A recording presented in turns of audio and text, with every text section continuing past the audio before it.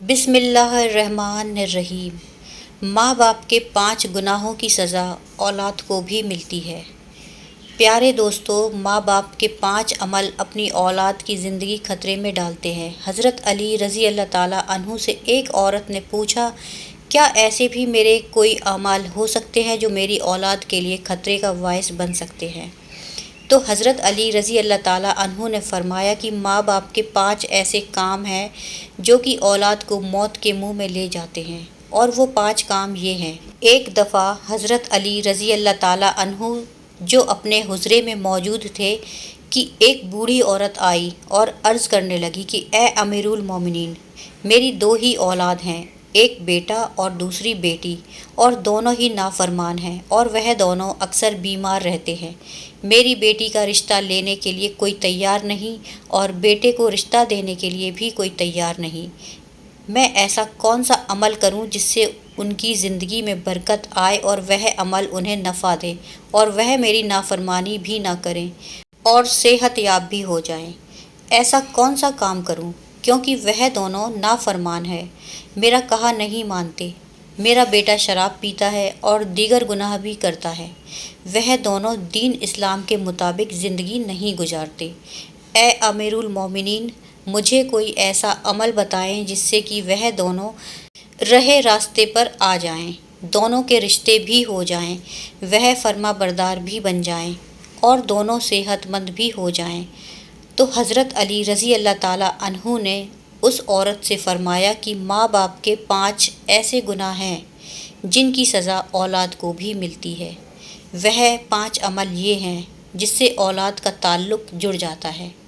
हज़रत अली रज़ी अल्लाह ताला अन्हु ने फरमाया कि अगर माँ बाप ये अमल करते हैं तो उनके अमलों की वजह से औलाद भी इस जुर्म का शिकार बन जाती है।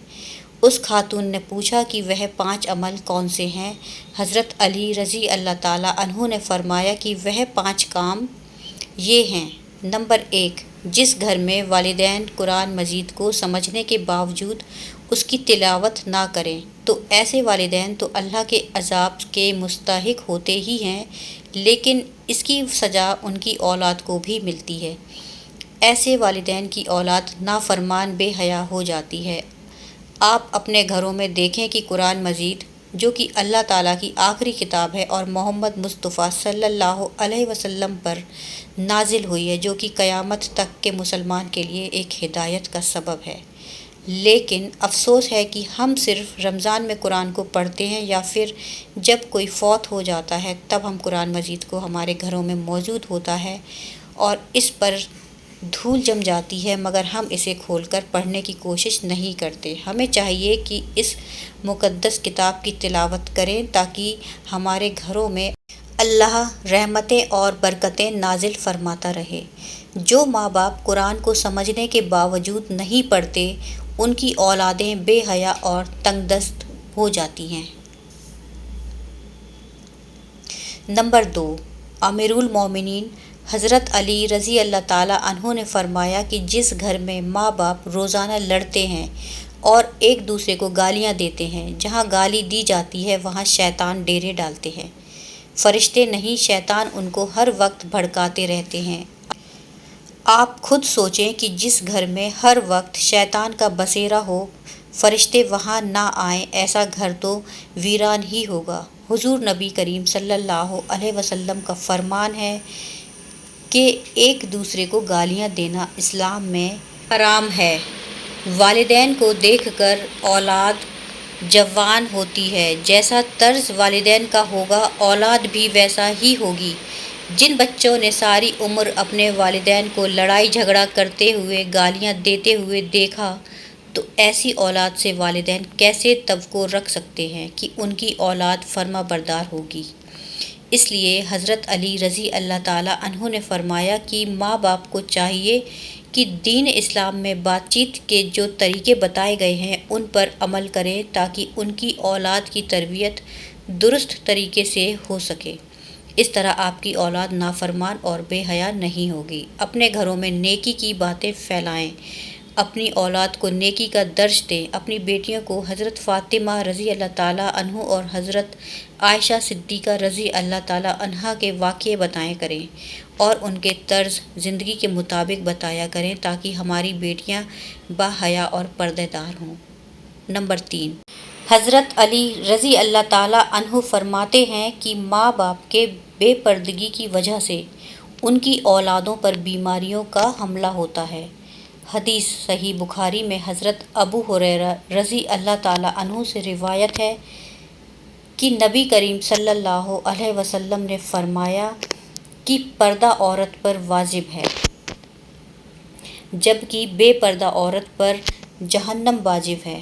جس گھر میں پردہ، بے حیائی و بے پردگی ہوتی ہے تو اللہ کے فرشتے ایسے گھروں میں رہنے والوں کے لیے بد دعا کرتے ہیں، اور شیطان ایسے گھروں کو اپنا بسیرا بنا لیتے ہیں۔ جہاں بے پردہ عام ہو، اس گھر کی اولاد بے حیا، نافرمان اور غلط کاموں کا شکار ہو جاتی ہے۔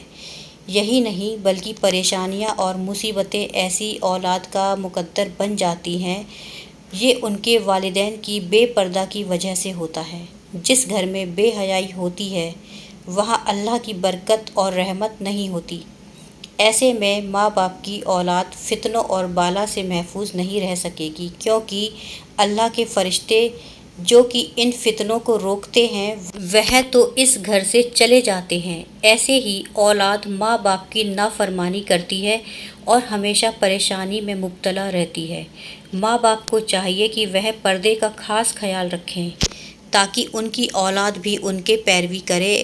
آپ نے مشاہدہ کیا ہوگا کہ آپ کے ارد گرد جو ماں باپ پردے کا خیال نہیں رکھتے تو ان کی باتیں زبان زد عام ہوتی ہیں۔ اکثر عورتیں کہتی ہوئی دکھائی دیتی ہیں کہ پردہ دل کا ہونا چاہیے، تو ایسی عورتوں کو اللہ کے غضب سے ڈرنا چاہیے کہ کیا ان کا دل حضرت فاطمہ رضی اللہ تعالیٰ عنہا اور حضرت عائشہ صدیقہ رضی اللہ تعالیٰ عنہا کے دل سے زیادہ پاک ہے۔ اگر ان کے لیے پردے کا حکم تھا تو آج کی خواتین اپنے آپ کو کس جگہ پر دیکھتی ہیں؟ اپنی بیٹیوں کو حضرت فاطمہ رضی اللہ عنہا کے واقعات بتائیں دوستو۔ یہ یہودیوں کی چال ہے کہ مسلم معاشرے میں بے حیائی عام ہو، لہٰذا اس دور میں جتنا ہو سکے اپنی اولاد کو صحابہ اکرام اور اہل بیت کی زندگیوں کے متعلق بتائیں۔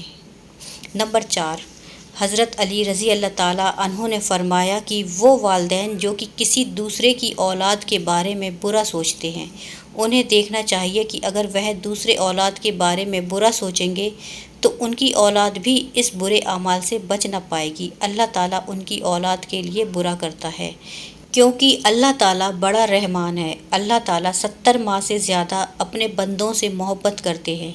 اگر تم کسی کی اولاد کو پریشانی میں ڈالو گے تو اللہ تعالیٰ وہی نظریہ تمہاری اولادوں پر مسلط فرما دیتے ہیں، کیونکہ جیسا کرو گے ویسا بھرو گے۔ جیسا تم دوسروں کی اولاد کے لیے متعلق سوچتے ہو، اللہ تعالیٰ وہی نظریہ دوسروں کے ذہن میں تمہاری اولادوں کے متعلق بنا دیتا ہے۔ اس لیے دوسروں کی بیٹیوں کو اپنی بیٹیاں سمجھو، ہر بہن کو اپنی بہن سمجھو تاکہ تمہاری عزتیں بھی محفوظ رہ سکیں۔